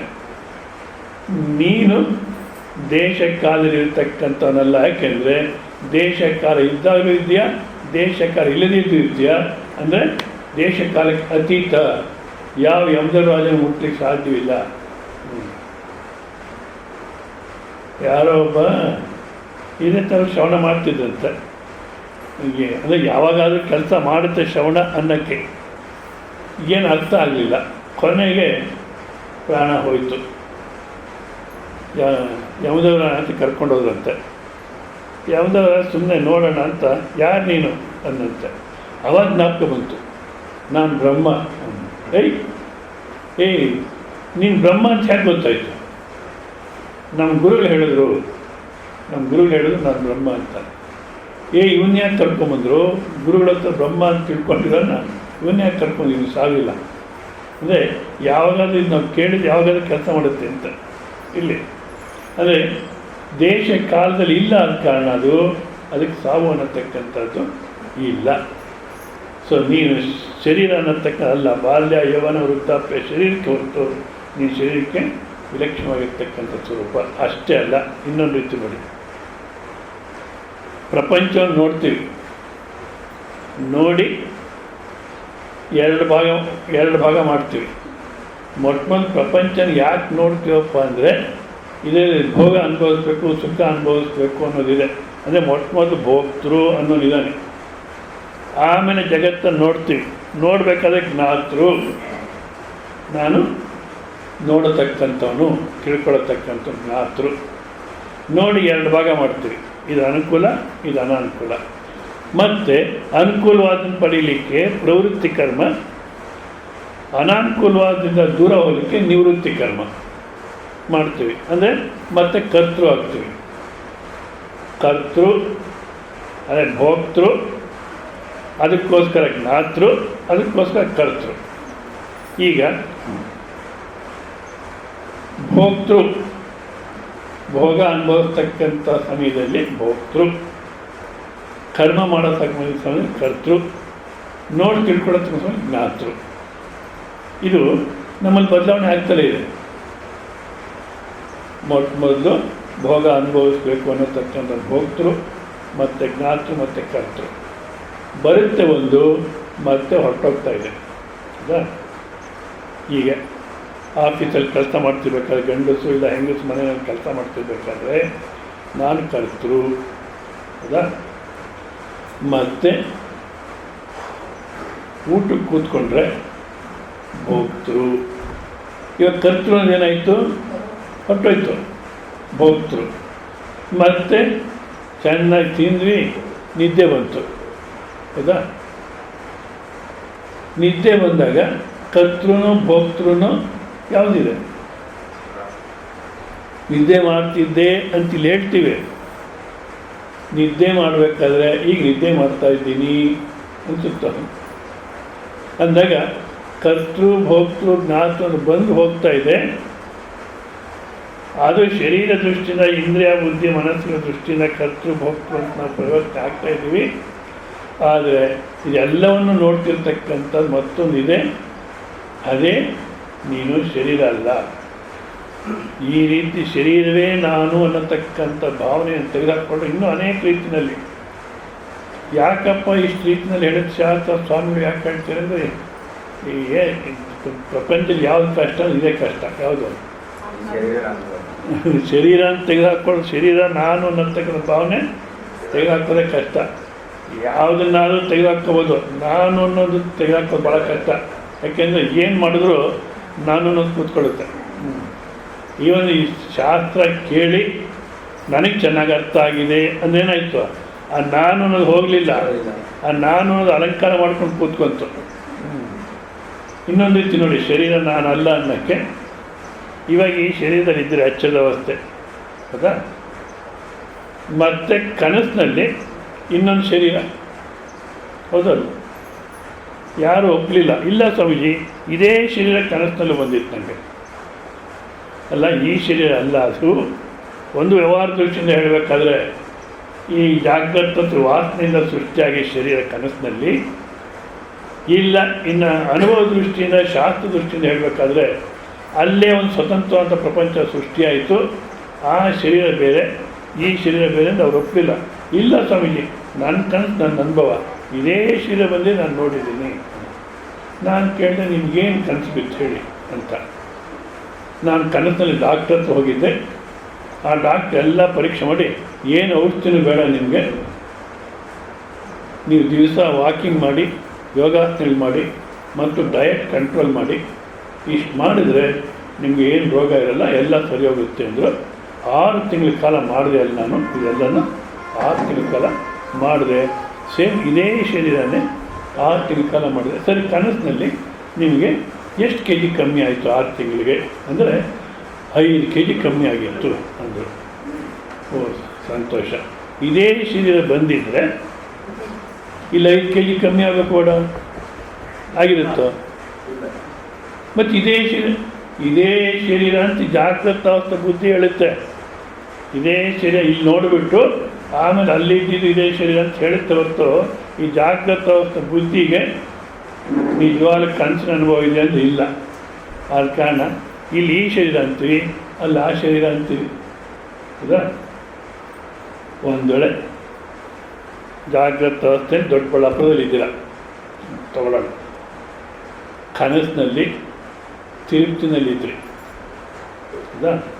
ಅಲ್ಲಿ ದರ್ಶನ ಎಲ್ಲ ಮಾಡಿಕೊಂಡು ಏಕಾಂತ ಸೇವೆಗೆ ಹೋಗಿದ್ರಿ. ರಾತ್ರಿ ಎಲ್ಲಿದ್ದಾರೆ ಕನಸಿನಲ್ಲಿ ಇರ್ತಾ ಇದೆ. ಏಕಾಂತ ಸೇವೆಗೆ ಹೋಗಿದ್ರಿ, ಅಲ್ಲಿ ದರ್ಶನ ಮಾಡಿಕೊಂಡು ಭಾಳ ಲೇಟಾಗಿ ರೂಮ್ ಬಂದು ಮಲಗಿದ್ರಿ. ಎಲ್ಲಿ? ಕನಸಿನಲ್ಲಿ, ಹೌದಾ? ಆ ನಿದ್ದೆಯಲ್ಲಿ ಇನ್ನೊಂದು ಕನಸು ಬಿತ್ತು ಅಂತ ಇಟ್ಕೊಳ್ಳಿ. ಅಲ್ಲಿ ಬೆಂಗಳೂರಲ್ಲಿ ಅವೆನ್ಯೂ ರೋಡಲ್ಲಿ ಗಂಡ ಹೆಂಡತಿ ಕೂತ್ಕೊಂಡು ಏನೋ ಬಂಗಾರ ತೊಗೊಳಕ್ಕೆ ಪ್ರಯತ್ನ ಮಾಡ್ತಿದ್ದಾರೆ. ಇವಾಗ ನೀವು ಯಾವ ಶರೀರ? ಎಚ್ಚದಲ್ಲಿರೋ ಶರೀರ ನೀವು, ಇಲ್ಲ ತಿರುಪ್ತಿನಲ್ಲಿ ಕನಸಿನಲ್ಲಿ ಇರ್ತಾರೆ ಆ ಶರೀರ ನೀವು, ಅಥವಾ ಕನಸಿನಲ್ಲಿ ಕನಸು ಬಿದ್ದು ಬೆಂಗಳೂರಲ್ಲಿ ಇನ್ನೊಂದು ಶರೀರದಲ್ಲಿ ಇದ್ರಲ್ಲ ಅದು ನೀವು? ಯಾವುದು ನಾವಲ್ಲ. ಬೆಳಿಗ್ಗೆ ಎದ್ದು ಬಾತ್ರೂಮ್ಗೆ ಹೋಗ್ತೀವಿ, ಆಮೇಲೆ ಲೆಟ್ರಿನ್ಗೆ ಹೋಗ್ತೀವಿ, ಆಮೇಲೆ ಊಟ ಟಿಫನ್ಗೆ ಡೈನಿಂಗ್ ಹಾಲಲ್ಲಿ ಕೂತ್ಕೊಳ್ತೀವಿ, ಹೌದಾ? ಮತ್ತು ಅದಾದಮೇಲೆ ಟಿ ವಿ ನೋಡೋಕ್ಕೆ ಕೂತ್ಕೊಳ್ತೀವಿ. ಇದರಲ್ಲಿ ನೀವು ಯಾವುದು? ಡೈನಿಂಗ್ ಹಾಲು, ಬಾತ್ರೂಮು ಯಾವುದು? ಓಡಾಡ್ತಾ ಇದ್ದೀವಿ ಅಷ್ಟೇ. ಅದೇ ರೀತಿ ಒಂದು ಶರೀರ ಇನ್ನೊಂದು ಶರೀರ ಓಡಾಡ್ಕೊಂಡಿರ್ತಕ್ಕಂಥ ನೀನು ಶರೀರವಲ್ಲ. ಶರೀರ ಅನ್ನತಕ್ಕಂಥ ಕೇವಲ ಬಾಡಿಗೆ ಮನೆ. ಶರೀರ ಅನ್ನತಕ್ಕಂಥ ವಾಹನ ಅಂದರೆ ಏನಪ್ಪ? ಪ್ರಯಾಣ ಮಾಡಲಿಕ್ಕೆ ಒಂದು ಸಾಧನೆ. ಎಲ್ಲಿಂದ ಇಲ್ಲಿ ಪ್ರಯಾಣ ಮಾಡ್ತಿದ್ವಿ? ಪುನಃ ಜನನವು, ಪುನಃ ಮರಣ, ಪುನಃ ತಾಯಿಯ ಗರ್ಭ ನಿವಾಸವು, ಇದು ಪ್ರಯಾಣ ಮಾಡ್ತಾ ಇದ್ದೀವಿ. ಇವಾಗ ಇದನ್ನು ಬದಲಾಯಿಸ್ಕೋಬೇಕು ಅಂತ ಹೇಳ್ತಾರೆ ಮಹಾತ್ಮರು ಶಾಸ್ತ್ರ. ಏನು? ಪುನಃ ಜನನವು, ಪುನಃ ಮರಣವು. ಹುಟ್ಟಿದ್ಯಾಕೆ? ಸಾಯಕ್ಕೆ. ಏನು ಅರ್ಥ ಇದೆಯದು? ಹುಟ್ಟಿದ್ಯಾಕೆ ಅಂದರೆ ಸಾಯಕ್ಕೆ. ಹುಟ್ಟಿದ ಯಾಕೆ ಅಂದರೆ ಒಂದು ವೇಳೆ ಮತ್ತೆ ಸಾಯಲಿಕ್ಕೆ ಅಂದರೆ ವ್ಯರ್ಥ, ಅರ್ಥ ಇಲ್ಲ ಅದಕ್ಕೆ. ಮತ್ತೇನು ಮಾಡಬೇಕು? ಪುನಃ ಜನನವು, ಪುನಃ ಮರಣವು ಅಲ್ಲ, ಮತ್ತೆ ಜನ್ಮ ಅನ್ನತಕ್ಕಂಥ ಇರಬಾರ್ದು, ಮತ್ತೆ ಮರಣ ಅನ್ನತಕ್ಕಂಥ ಇರಬಾರ್ದು. ಈ ಜನ್ಮ ಚಕ್ರದಿಂದ, ಜನ್ಮ ಮರಣ ಅಂತ ಚಕ್ರದಿಂದ ಬಿಡಿಸ್ಕೋಬೇಕು, ಹೌದಾ? ಅಂದಾಗ ಇದೊಂದು ವಾಹನ. ಎಲ್ಲಿಗೆ? ಮೋಕ್ಷಕ್ಕೆ ಹೋಗಲಿಕ್ಕೆ, ಮುಕ್ತಿಗೆ ಹೋಗಲಿಕ್ಕೆ ಇದೊಂದು ವಾಹನ. ಈ ವಾಹನನೇ ನೀವು ಪೆಟ್ರೋಲ್ ಹಾಕಿದ್ರು ವಾಹನಕ್ಕೆ, ಯಾರು ಕುಡಿದ್ರು ಪೆಟ್ರೋಲು? ಓನರ್ ಕುಡಿದ್ನೋ, ಡ್ರೈವರ್ ಕುಡಿದ್ನೋ?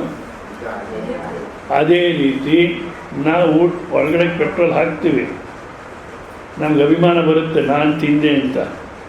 ನಿಜವಾಗ್ಲೂ ಇಲ್ಲ. ನಿನ್ನೆ ದಿವಸ ನಾವು ನೋಡಿದ್ವಿ, ತಿನ್ನೋನು ನೋಡ್ತಾ ಇದ್ದೀನಿ ನಾನು ಅಂದಾಗ ಯಾವುದು ತಿನ್ನೋನು ನೋಡ್ತಾ ಇದೆಯೋ ಅದಕ್ಕೆ ಹಸಿವು ಇಲ್ಲ, ಬಾಯಾರಿಕೆನೂ ಇಲ್ಲ. ಈ ಹಸಿವು ಬಾಯಾರಿಕೆ ರಾಮಾಯಣ ಇದಕ್ಕೇನೆ, ಹೌದಾ? ಆದ ಕಾರಣ ಇದೊಂದು ವಾಹನವೇ ನಾನಲ್ಲ. ಇನ್ನು ಮಹಾತ್ಮ ಚೆನ್ನಾಗಿ ಹೇಳ್ತಾರೆ, ಎಷ್ಟು ಜಾಗೃತಿಯಾಗಿರ್ಬೇಕಂದ್ರೆ ಕ್ಯಾರವಾನ್ ಸರಾಯ್, ಶರೀರ ಅನ್ನತಕ್ಕದ್ದು ಕ್ಯಾರವಾನ್ ಸರಾಯ್. ಕ್ಯಾರವಾನ್ ಸರಾಯ್ ಅಂದರೆ ಬಸ್ ಸ್ಟಾಪಲ್ಲಿ ಎಷ್ಟೊತ್ತಿರ್ತೀವಿ? ಬಸ್ ಬರೋ ತನಕ ಇರ್ತೀವಿ, ಹೌದಾ? ಸರಿ, ಎಷ್ಟೊತ್ತು ಬರುತ್ತೆ ಬಸ್ ಅಂದರೆ 9:30 ಬರುತ್ತೆ.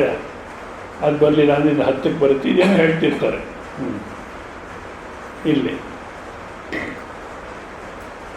ಇಲ್ಲಿ ಒಂದು ಬಸ್ ಬರುತ್ತೆ. ಯಾವುದು? ಶ್ರೀರಾಮನವಮಿ ದಿವಸ ಆ ಮಾತಾಕ್ ಆಡ್ತಿದ್ರಿ ಅಂತೀರ, ಯಾವಪುರಿ ಎಕ್ಸ್ಪ್ರೆಸ್.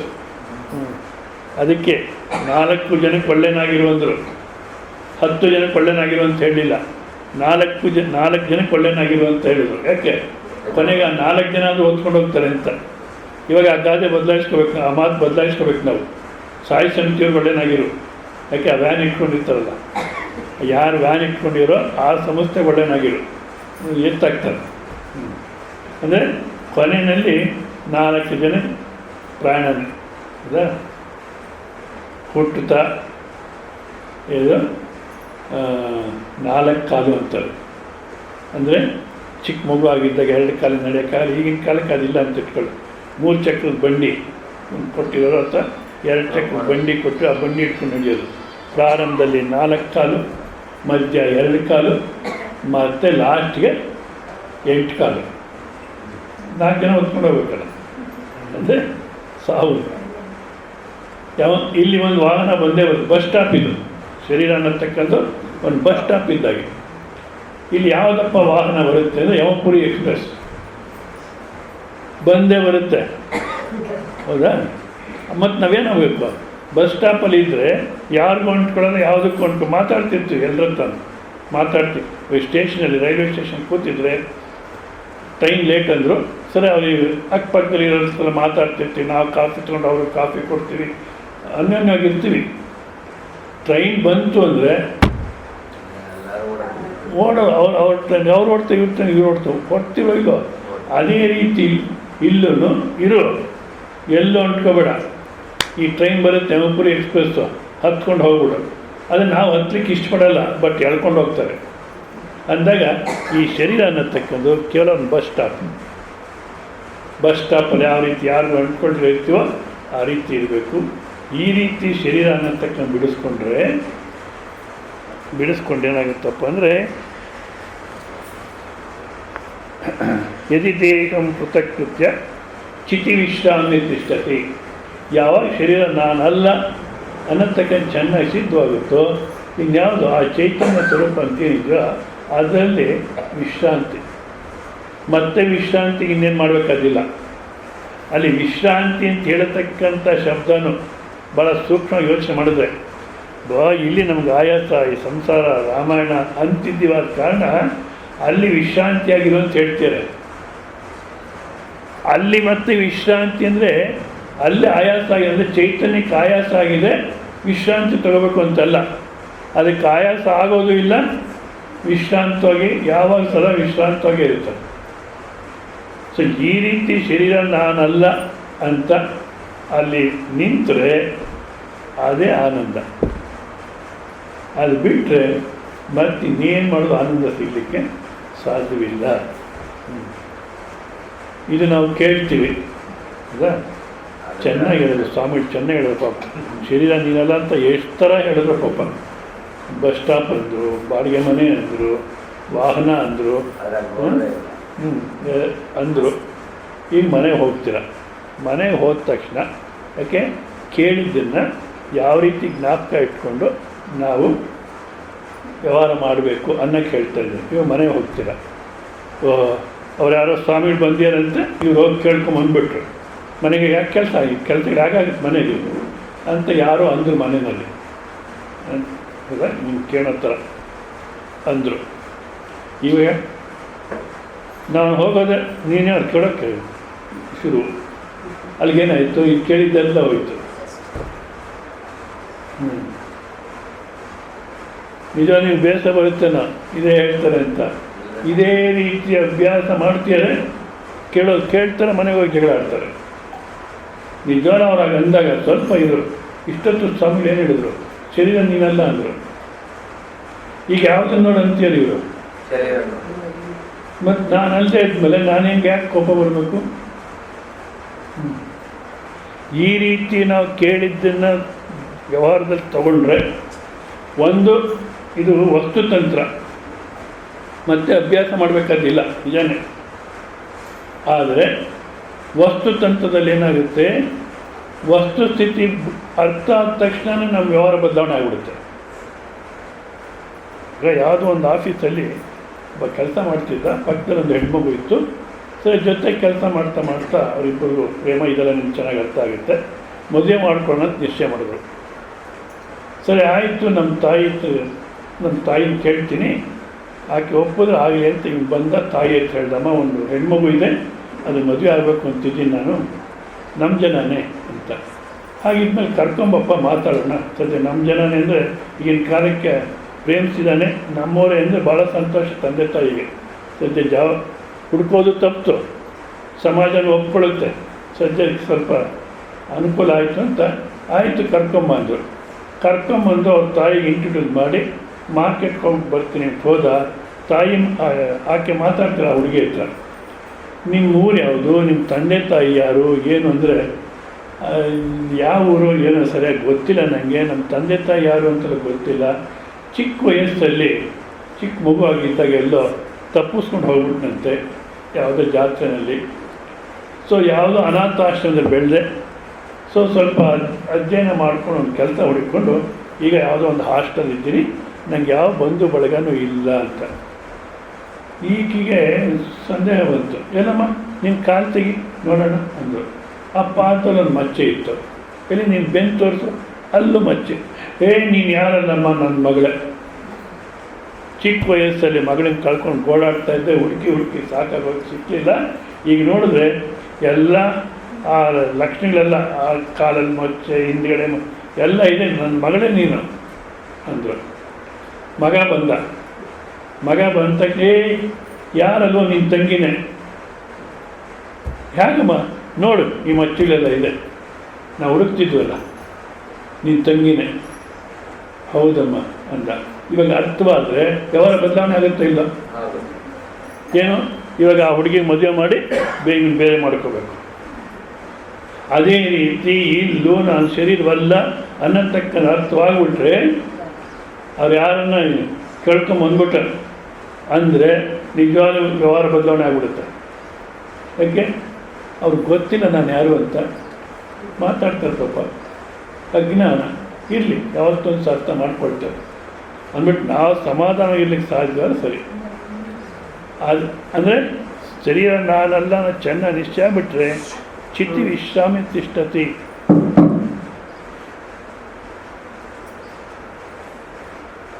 ಲೇಟಾಗಿ ಬಂದು ಇವಾಗ ಮಾತಾಡ್ತಾ ಕೂತ್ಕೊಳ್ತೀರ. ಚಿತ್ತಿ ವಿಶ್ರಾಮ್ಯ ತಿಷ್ಠತಿ ಅದನೈವ ಸುಖಿ ಶಾಂತಃ. ಅದೇ ನನ್ನ ಸ್ವರೂಪ ಅನ್ನತಕ್ಕಂಥದ್ರಲ್ಲಿ ಈಗಲೇ ಈ ಕ್ಷಣದಲ್ಲೇ ನೀನು ಸುಖಿ ಶಾಂತ. ಅಂದರೆ ಸುಖಿ ಶಾಂತ ಅನ್ನೋದರಲ್ಲಿ ಈಗಲೇ ಅನ್ನೋದ್ರಲ್ಲಿ ಒಂದು ಚೆನ್ನಾಗಿದೆ. ಇದು ಸಾಮಾನ್ಯವಾಗಿ ವಿಚಾರ ಹೇಳತಕ್ಕಂಥಲ್ಲಿ ಮುಕ್ತಿಯ ವಿಷಯದಲ್ಲಿ ಎರಡು ರೀತಿ ಹೇಳ್ತಾರೆ. ನಮ್ಮ ಹಿಂದೂ ಸಂಪ್ರದಾಯ ಅಂತ ಏನು ಹೇಳ್ತಾರೆ ಇದರಲ್ಲೂ ಇದೆ, ಬೇರೆಯವರು ಹೇಳ್ತಾರೆ. ಮುಸ್ಲಿಮ್ಸು ಕ್ರಿಶ್ಚಿಯನ್ಸು ಶಾಶ್ವತ ಅಂತ ಸ್ವರ್ಗಕ್ಕೆ ಹೋಗೋದೇ ಮುಕ್ತಿ ಅಂತಾರೆ. ಅವರಲ್ಲಿ ಈ ಸ್ವರೂಪ ಈ ಚಿಂತನೆ ಇದೆ. ಬಟ್ ಇವೆಲ್ಲ ಅದನ್ನೆಲ್ಲ ಜಾಸ್ತಿ ತಗೊಳ್ಳಿಲ್ಲ, ಬರೀ ಸ್ವರ್ಗಕ್ಕೆ ಹೋಗೋದು ನರಕಕ್ಕೆ ಹೋಗೋದು ಇಷ್ಟು ಮಾತ್ರ ತಗೊಳ್ತಾರೆ. ನಮ್ಮ ಯಾವುದು ಹಿಂದೂ ಸಂಪ್ರದಾಯ ಅಂತಾರೋ ಇದರಲ್ಲಿ ವಿದೇಹ ಮುಕ್ತಿ, ಸತ್ಯೋ ಮುಕ್ತಿ ಅಂತ ಎರಡಿದೆ. ವಿದೇಹ ಮುಕ್ತಿ ಅಂದರೆ ಶರೀರ ಬಿಟ್ಟ ಮೇಲೆ ಇಲ್ಲಿಂದ ಸತ್ ಮೇಲೆ ಮುಕ್ತಿ ಸಿಗುತ್ತೆ ಅಂತ. ನಿನ್ನೆ ಸಾಯಂಕಾಲ ಪ್ರಸ್ತಾಪ ಮಾಡ್ತಿದ್ದಾನೆ. ಇಲ್ಲಿಂದ ಸತ್ ಮೇಲೆ ಮುಕ್ತಿ ಸಿಗುತ್ತೆ ಅಂತ ಅಲ್ಲ. ಬದುಕಿರ್ಬೇಕಲ್ಲಿ ಒದ್ದಾಡ್ತೀಯ, ಸತ್ ಮೇಲೆ ಆನಂದವಾಗಿರ್ತೀಯ ಅಂದರೆ ನಮಗೇನು ಪ್ರಯೋಜನ ಇದೆಯೋ? ಅದೇ ಶಂಕರಾಚಾರ್ಯರು, ಅಷ್ಟಾವಕ್ರ ಮಹರ್ಷಿಗಳು, ಉಪನಿಷತ್ತು ಏನು ಹೇಳುತ್ತೆ? ಸದ್ಯೋ ಮುಕ್ತಿ. ಇಲ್ಲಿ ಜೀವಂತ ಸಂಸಾರ ಮಾಡ್ಕೊಂಡು ಇರಬೇಕಾದ್ರೇ, ಸನ್ಯಾಸಿ ಆಗಬೇಕಾದ್ರೂ ಇಲ್ಲ, ಜೀವಂತ ಸಂಸಾರ ಮಾಡ್ಕೊಂಡಿರತಕ್ಕಂಥ ಸಮಯದಲ್ಲೇ ನೀನು ಆನಂದವಾಗಿರ್ತೀಯ ಅಂದ್ಬಿಟ್ಟು ಸದ್ಯೋ ಮುಕ್ತಿ. ಜೀವನೇವ ಬದುಕಿರ್ಬೇಕಾದ್ರೆ ಮುಕ್ತನಾಗ್ಬೋದು, ಬದುಕಿರ್ಬೇಕಾದ್ರೆ ಆನಂದ ಅನ್ನತಕ್ಕಂಥದ್ದನ್ನು ಪಡಿಬೋದು ಅಂದಾಗ ಇದು ಹೊಸದಾಗಿ ಪ್ರಾಪ್ತಿಯಾಗತಕ್ಕಂಥದ್ದಲ್ಲ, ನೀನೇ ಆ ಸ್ವರೂಪ. ಅದಕ್ಕೆ ಅದನೈವ ಸುಖಿ ಶಾಂತ ಅನ್ನೋಕ್ಕೆ ಪ್ರಾಪ್ತಿಯಾಗುವುದಲ್ಲ, ಪ್ರಾಪ್ತಿಯಾಗಿಯೇ ಇದೆ. ನಿದ್ದೆಯಲ್ಲಿ ಆನಂದವಾಗಿರ್ತೀವಿ ಅಂತೀರ, ಮುಂಚಿನಲ್ಲಿ ಹಾಯಾಗಿ ನಿದ್ದೆ ಮಾಡಿದೆ, ಆನಂದವಾಗಿ ನಿದ್ದೆ ಮಾಡಿದೆ, ಆನಂದಕ್ಕೋಸ್ಕರ ಏನೇನು ವ್ಯವಸ್ಥೆ ಮಾಡಿಕೊಂಡು ಇದೆಲ್ಲ ಬಿಟ್ಟು ಮಲಗಿದ ಸಾಕಪ್ಪ ಅಂತೀವಿ ಹೌದಾ. ಅಲ್ಲಿ ಆನಂದ ಎಲ್ಲಿಂದ ಬಂತು? ಬಂದಿದ್ದಲ್ಲ, ನೀನೇ ಅದು. ಆದ ಕಾರಣ ಅದನ್ನೈವ ಸುಖೀಶ ಅಂತ ಹೊಸದ ಪ್ರಾಪ್ತಿ ಮಾಡಿಕೊಡತಕ್ಕಂಥದ್ದೆಲ್ಲ ಪ್ರಾಪ್ತಿಯಾಗಿ ಇದೆ. ನಮ್ಮ ಸ್ವಭಾವನೇ ಅದು, ನಮ್ಮ ಇರುವಿಕೆನೇ ಅದು. ಅಷ್ಟೇ ಅಲ್ಲ, ಇದು ಹೊಸದಾಗಿ ಸಿಗುತ್ತೆ ಅನ್ನತಕ್ಕ ಮಾತೇ ತಪ್ಪು. ಯಾಕೆ? ನೀನೇ ಅದು. ಸಿಕ್ಕಿಯೇ ಇದೆ. ಪರಮಾತ್ಮ ಬೇರೆ, ನಾವು ಬೇರೆ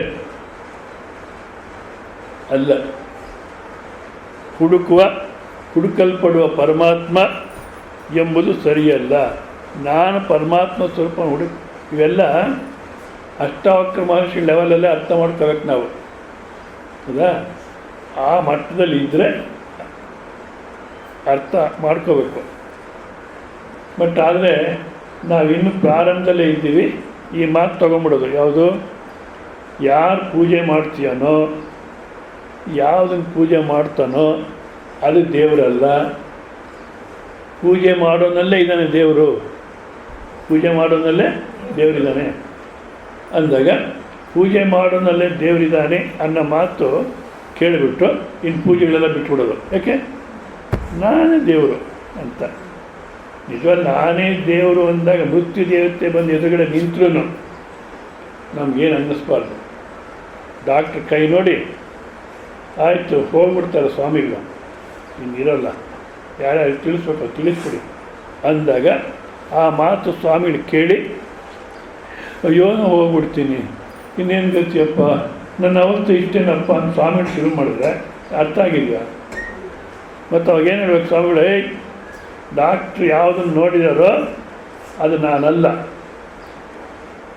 ನಾನು ಹೋಗೋನಲ್ಲ, ಚೆನ್ನಾಗಿ ಅರ್ಥ ಮಾಡ್ಕೊಳ್ಳಿ, ಗೋಳಾಡಬೇಡಿ ಅಂತ ಶಿಷ್ಯರಿಗೆ ಸಮಾಧಾನ ಮಾಡಲಿಕ್ಕೆ ಸಾಧ್ಯವಾದರೆ ಅವಾಗ ಅರ್ಥ ಆಗಿದೆ ಅಂತ. ಆದ ಕಾರಣ ಸಿಕ್ಕಿಯೇ ಇದೆ, ಪರಮಾತ್ಮ ಬೇರೆ, ನಾವು ಬೇರೆ, ಹುಡುಕಲ್ಪಡುವವ ಪರಮಾತ್ಮ ಎಂಬುದು ಸರಿಯಲ್ಲ. ನಾವು ಪರಮಾತ್ಮ ಹುಡುಕ್ತಾ ಇದ್ದೀವಿ ಅನ್ನೋದು ಪ್ರಾರಂಭದಲ್ಲಿ ಸರಿ, ಕೊನೆಯಲ್ಲಿ ಹುಡುಕಿದ್ದೇನೆ ಅರ್ಥವಿಲ್ಲ. ಯಾಕೆಂದರೆ ನಾನೇ ಅದು. ಅಯ್ಯಯ್ಯೋ, ಅದಕ್ಕೆ ಸತ್ಯತೆಗೂ ಸತ್ತಂತ ಇರ್ತಾನೆ ಅಂತ. ಯಾಕೆ? ಎಷ್ಟು ಮುರುಗ್ತಾನ? ನಾನೇ ಅದು, ಮತ್ತು ನನ್ನನ್ನು ನಾನು ಹುಡುಕ್ತಾ ಇದ್ದೀನಿ. ಯಾವ ಬೆಲೆಯನ್ನು ಕೊಟ್ಟು ಪಡೆಯಬೇಕಾದಿಲ್ಲ. ಇದಕ್ಕೆ ಯಾವ ಬೆಲೆನೂ ಕೊಡಬೇಕಾದಿಲ್ಲ. ಒಂದೇ ಒಂದು ಬೆಲೆ ಕೊಡಬೇಕೇನೆಂದರೆ ಇದೇ ಬೇಕು ಅನ್ನತಕ್ಕಂಥ ಆಕಾಂಕ್ಷೆ ಬರಬೇಕು. ಆನಂದ ಬೇಕು, ಆನಂದ ಬೇಕು ಅಂತಿದ್ದೀವಿ.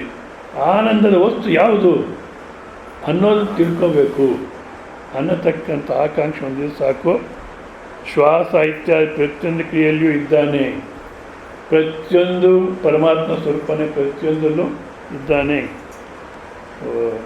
ಭಿಕ್ಷುಕ ಇದ್ದಂತೆ ಒಂದು ಹೋಟ್ಲ್ ಮುಂದೆ ನಿಂತ್ಕೊಂಡು ಭಿಕ್ಷೆ ಬೇಡ್ತಿದ್ದ.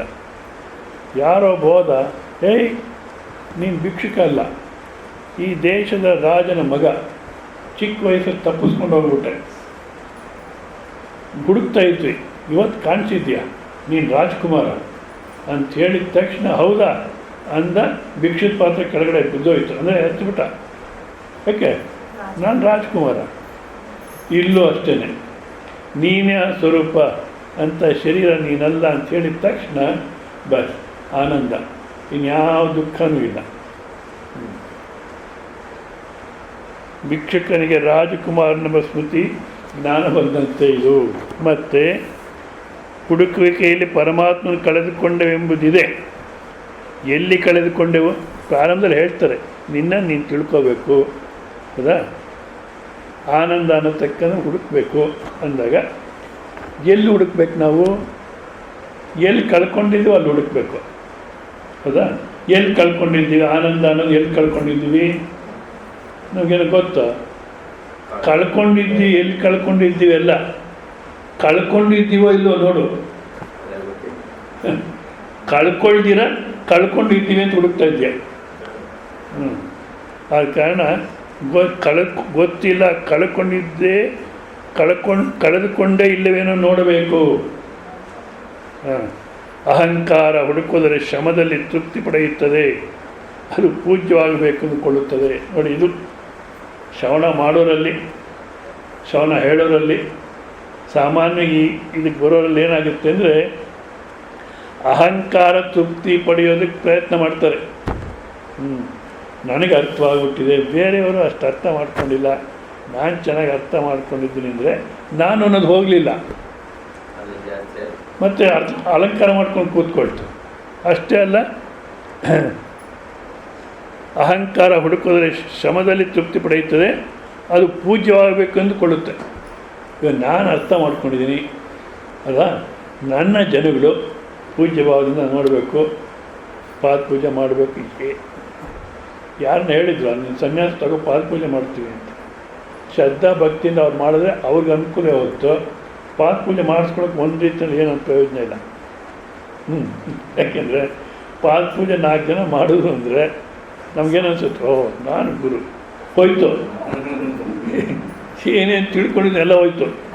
ಅಷ್ಟೇ ಅಲ್ಲ, ಶ್ರದ್ಧಾ ಭಕ್ತಿಯಿಂದ ಪಾದ ಪೂಜೆ ಮಾಡಿದ್ರೆ ಅವರ ತಪಶಕ್ತಿ ಅನ್ನತಕ್ಕಂಥ ಏನಿದೆಯೋ, ಮತ್ತು ಈ ರೀತಿ ಓಡಾಡ್ಕೊಂಡಿರ್ತಾರೆ ಅಂತ ಇಟ್ಕೊಳ್ಳಿ, ಅವ್ರಿಗೆ ಯಾವ ಸಂಸಾರ ಎಲ್ಲ ತಾಪತ್ರ ಇಲ್ಲ. ನೀವು ಯಾರೋ ಒಂದಿಷ್ಟು ಅನ್ನ ಹಾಕ್ಬಿಡ್ತೀರ, ಎಲ್ಲ ಒಂದು ರೂಮ್ ಕೊಡ್ತಾರೆ, ಮಲಗಿಬಿಡ್ತಾರೆ. ಬಟ್ ಈ ಬ್ರಹ್ಮೋಪದೇಶ ಅನ್ನತಕ್ಕಂಥ ಏನಿದೆಯೋ ಇದು ಮಾಡೋದ್ರಲ್ಲಿ ಪುಣ್ಯ, ಆ ಪುಣ್ಯ ಅವ್ರಿಗೆ ಉಪಯೋಗ ಆಗೋಲ್ಲ. ಸೊ ಯಾರು ಪಾದ ಪೂಜೆ ಮತ್ತು ಅವ್ರು ಸೇವೆ ಮಾಡ್ತಾರೋ ಅವ್ರಿಗೆ ಹೋಗುತ್ತೆ ಅಂತ. ಮತ್ತು ಇವ್ರಿಗೇನು ಬಂತಪ್ಪ, ಒಂದು ವೇಳೆ ಬಂದರೆ ಓ ನಾನು ಗುರು ಅನ್ನೋದು ಬಂತು, ಮತ್ತು ಉಲ್ಟ. ಆದ ಕಾರಣ ನಾನು ಪೂಜ್ಯನಾಗ್ತೀನಿ, ನಾನು ಪೂಜ್ಯನಾಗಬೇಕು, ನನಗೆ ಪೂಜೆ ಮಾಡಬೇಕು ಅಂತ ಇದು ಅಧ್ಯಯನ ಮಾಡಿದ್ಮೇಲೆ ಬಂದರೆ ಪ್ರಯೋಜನ ಇಲ್ಲ. ಯಾಕೆಂದರೆ ಮುಂಚೆನೇ ನೀನು ಅದಾಗಿದೆಯಾ, ಇದನ್ನು ಮಾತ್ರ ಬಿಡು, ಯಾವುದು ಶರೀರ ನಾನು ಅನ್ನತಕ್ಕಂಥ ಭಾವನೆನ ಬಿಡು ಅಂತ ಇಷ್ಟು ರೀತಿಯಲ್ಲಿ ಅಷ್ಟಾವಕ್ರ ಮಹರ್ಷಿ ಹೇಳ್ತಾರೆ. ಅಂದರೆ ಸುಖ ಶಾಂತಿ ಬೇಕಂದರೆ ಶರೀರ ಅಭಿಮಾನ ಬಿಡು, ನೀನೇನು ಮಾಡೋಕ್ಕೆ ಹೋಗಬೇಡ. ಓಂ ಪೂರ್ಣಮದ ಪೂರ್ಣಮಿದ ಪೂರ್ಣ